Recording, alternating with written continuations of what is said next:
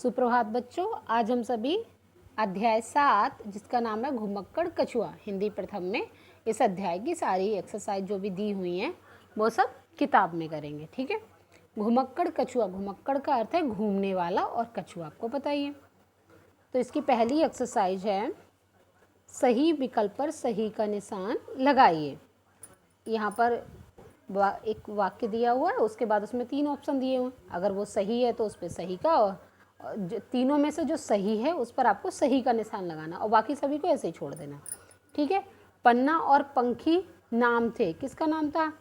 हंसों के, कछुओं के या मछलियों के? तो किसके नाम थे? हंसों के। तारक कौन था? हंस, कछुआ या केकड़ा? तो तारक किसका नाम था? कछुए का। कछुआ गिर पड़ा नदी में, नाले में, समुद्र में? समुद्र में। कहाँ गिरा था? समुद्र में।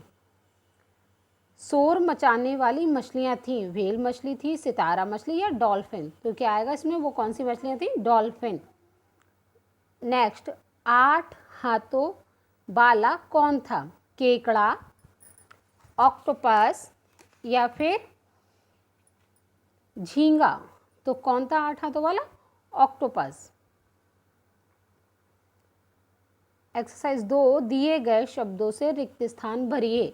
यहाँ पर कुछ हेल्पिंग बॉक्स में ये शब्द दिए हुए हैं, इन शब्दों की सहायता से नीचे जो खाली जगह है उनमें आपको इनमें से जो सही शब्द आएगा वही लिखना है। तालाब के किनारे 2 खाली जगह रहते थे, कौन रहते थे तालाब के किनारे? हंस। एक दिन हंस खाली जगह को साथ लेकर आकाश में उड़ चले, किसे लेकर उड़ चले थे? तारक। और तारक कौन था? कछुआ। डॉल्फिन अपने खाली जगह से लोगों का मनोरंजन भी करती थी, किससे करती थी? करतबों से। वो तरह तरह के अपने करतब या अपना हुनर दिखाती थी। कुछ मछलियों से खाली जगह के झटके भी लगते हैं, तो क्या आएगा? किसके झटके लगते हैं? बिजली के। नंबर 3, सही कथन के सामने सही तथा गलत कथन के सामने गलत का चिन्ह लगाइए। यहाँ पर कुछ वाक्य दिए हुए हैं, इनमें अगर जो सही है उसके आगे सही और जो गलत है उसके आगे गलत लगाएंगे। सितारा मछली को बातूनी मछली कहते हैं? बताइए, सितारा मछली को कहते हैं बातूनी मछली? नहीं, सितारा मछली को बातूनी मछली नहीं कहते हैं। इस वजह से हम यहाँ पर क्या लगाएंगे? क्योंकि डॉल्फिन मछलियों को बातूनी मछली कहते हैं, यहाँ पर नहीं आएगा। व्हेल मछली के पेट में 1 ट्रक के बराबर खाना आ सकता है? बिल्कुल सही। कुछ मछलियों के मुंह से तेज रोशनी निकल रही थी? नहीं, कहाँ से निकल रही थी? उनकी आंखों से, इसलिए गलत है। कई मछलियों की आकृति सांप और घोड़े जैसी भी होती है? हाँ, बिल्कुल सही। समुद्र के एक पौधे से तो नमक से भी ज़्यादा नमकीन पदार्थ बनाया जाता है? नहीं, क्योंकि वहाँ पर वो क्या था? मीठा पदार्थ निकलता है और उससे मीठे पदार्थ बनाए जाते हैं। नंबर 4, निम्नलिखित को सुमेल कीजिए, मतलब इसे आपको मिलाना है। पन्ना और पंखी कौन थे? 2 हंस। तारक तालाब का कछुआ। हीरक कौन था? समुद्र का कछुआ। और तारक तालाब का कछुआ। बातूनी डॉल्फिन और हाथी से 100 गुनी बड़ी व्हेल मछली। नंबर 6, निम्नलिखित शब्दों के बहुवचन लिखिए। निम्नलिखित शब्दों के वचन लिखिए। बहुवचन, अगर ये वचन जो शब्द दिया हुआ है अगर वो बहुवचन है तो उसका एक वचन लिखना है, अगर वो एक वचन है शब्द तो उसका बहुवचन लिखना है। जैसे कछुआ, कछुआ हमारा एक वचन है तो इसका कछुआ का क्या लिखेंगे? कछुए। फब्बारा, फब्बारा एक वचन है, फब्बारा का बहुवचन फब्बारे। मछलियाँ, मछलियाँ क्या एक से अधिक है तो क्या हुआ? ये बहुवचन है, इस वजह से मछलियाँ का बहुवचन से एक वचन में बदलेंगे तो क्या हो जाएगा? मछली। घोंगे, घोंगे एक से अधिक है तो ये बहुवचन है, तो घोंगे का एक वचन क्या होगा? घोंगे का घोंगा। फिर बातें, बातें हमारा बहुवचन है, ठीक है, और बातें का बहुवचन क्या हो जाएगा? बात। आकाश, आकाश का एक ही रहेगा, सिंगुलर बहुवचन एक ही रहता है आकाश का आकाश। चट्टाने, चट्टाने का एक वचन क्या होगा? चट्टान। केकड़े का एक वचन केकड़ा।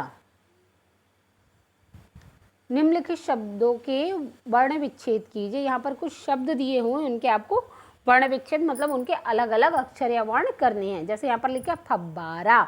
अब कोई भी हमारा जो व्यंजन होता है वो हमेशा स्वर के साथ ही बनाया जाता है, बगैर स्वर के कोई व्यंजन नहीं बनता है। तो जब हम इन्हें अलग करेंगे तो हम स्वर को अलग कर, जैसे फा, अब फा है, फा में नीचे हलंत लगा, इसका मतलब ये स्वर रहित है, तो इस वजह से फा, हम जब फा बोलते हैं हमें लगता है जैसे कि फा इसके आगे आ बोल रहा है, तो क्या हुआ, फा, फा के नीचे हलंत प्लस आ, प्लस इसी तरह से वा, अब वा के आगे एक वा है, इसके आगे लेकिन कोई भी ये पूर्ण वाव बना हुआ नहीं है, तो इसका मतलब क्या हुआ कि ये स्वर के रहित है, इस वजह से हम यहाँ पर आ नहीं लिखेंगे। फिर दोबारा वा, अब दूसरे वा पर क्या, आ की मात्रा लगी, तो आ प्लस रा प्लस आ, तो इस तरह से हमारे ये वर्ण विच्छेद हो जाएंगे। इसी तरह से संसार का करेंगे, सा, समय हलंत प्लस अंग, क्योंकि यहाँ पर अंग की बिंदी लगी हुई है, आ प्लस सा प्लस आ प्लस रा, तो क्या हो जाएगा हमारा ये संसार। इसी तरह से वेल का हम करेंगे, वा प्लस हा, अब हा पर कौन सा स्वर लग रहा है, ए, तो यहाँ पर हम ए प्लस ला प्लस आ, क्या हो जाएगा वेल। इसी तरह से डॉल्फिन का जब हम करेंगे, डा नीचे हलंत प्लस आ, क्योंकि इस पे प्लस ला प्लस आ प्लस फा प्लस ई प्लस ना प्लस आ, क्या हुआ हमारा ये डॉल्फिन। इन सबको जब हम जोड़ेंगे तो लिख के आएगा डॉल्फिन। नंबर 8, निम्नलिखित शब्दों के सामने पुल्लिंग तथा स्त्रीलिंग लिखिए। आपको जो भी नीचे शब्द दिए, अगर ये पुल्लिंग है तो उसके आगे पुल्लिंग लिखिए, स्त्रीलिंग है तो स्त्रीलिंग। पुल्लिंग क्या, जो पुरुष जाति का बोध करा है, और स्त्रीलिंग जो स्त्री जाति का बोध करा है। जैसे तालाब, तो तालाब क्या होगा, पुल्लिंग। कछुआ क्या होगा, पुल्लिंग। मछली स्त्रीलिंग, और समुद्र हमारा पुल्लिंग। आँख स्त्रीलिंग, खुशी स्त्रीलिंग। नंबर 9, जो नंबर 9 हमारी एक्सरसाइज है, उसमें है निम्नलिखित वाक्यों से संज्ञा शब्द छांट कर लिखिए।